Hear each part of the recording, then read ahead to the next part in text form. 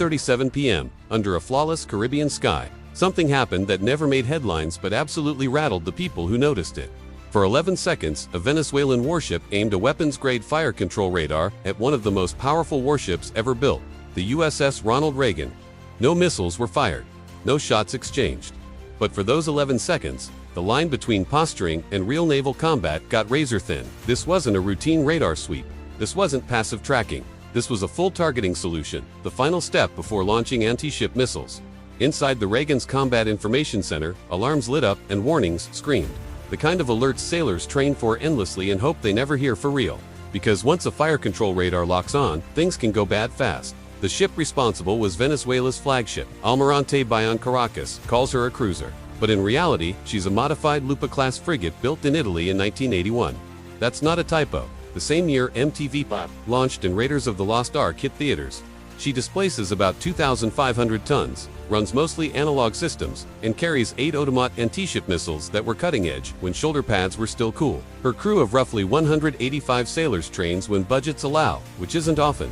On a good day, with favorable conditions, she can make around 35 knots. And on this particular day, someone aboard decided this was the ship that was going to flex on a U.S. carrier strike group. That carrier was the USS Ronald Reagan, a Nimitz-class nuclear supercarrier, weighing nearly 97,000 tons, powered by 2 nuclear reactors, carrying an air wing of around 64 aircraft, protected by multiple Aegis destroyers and layered defenses designed around one simple rule: nothing gets close without being detected, tracked, and, if necessary, destroyed. For 3 days prior, Almirante Bayon had been shadowing the strike group in international waters.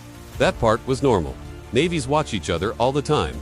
But at 2:37 p.m., she closed to about 22 nautical miles and activated her RTN-30X fire control radar. Inside the Reagan CIC, an electronic warfare operator instantly recognized the signature. This wasn't surveillance.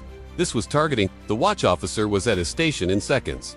The contact was designated hostile. No yelling, no panic, just pure procedure. Within moments, the entire strike group shifted to combat alert posture. Destroyers, USS Porter and USS Carney, brought their Aegis systems to full readiness. Their radars locked onto the Venezuelan ship so precisely they could map her electronic heartbeat. On the flight deck, 2 FA-18F Super Hornets spooled up, pilots strapped in and ready to launch in under 90 seconds. Below deck, defensive systems came online, the kind of systems crews pray never have to fire outside of drills.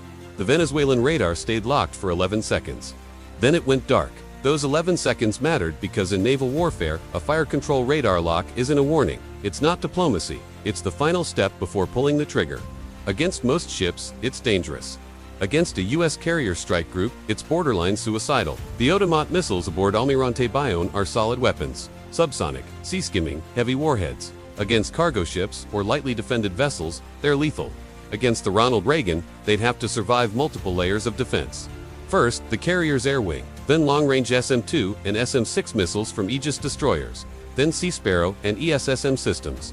And if something somehow made it through all that, the Phalanx CIWS autonomous 20mm Gatling guns, firing 4,500 rounds per minute, would finish the job without asking permission. Inside the strike group, the message went up the chain fast. At 2:39 p.m., the Reagan's captain sent a flash report requesting escalation guidance. The response came back in minutes, pre-approved at levels that don't get discussed casually.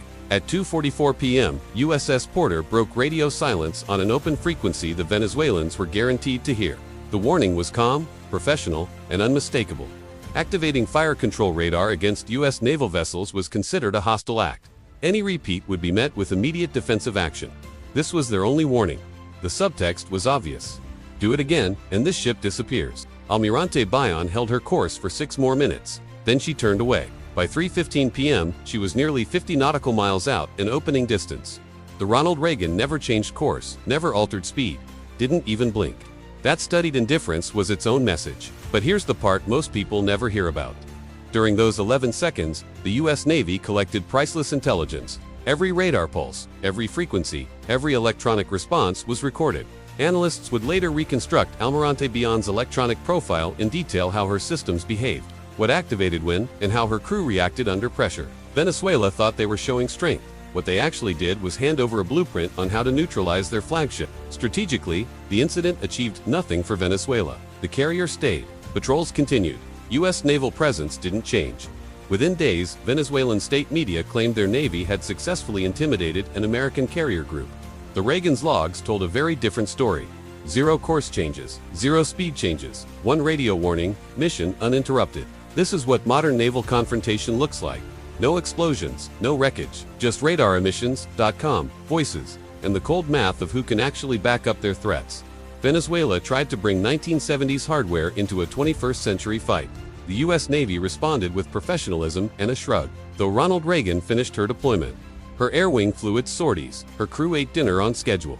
The incident was logged, classified, and archived, a lesson taught without firing a single shot.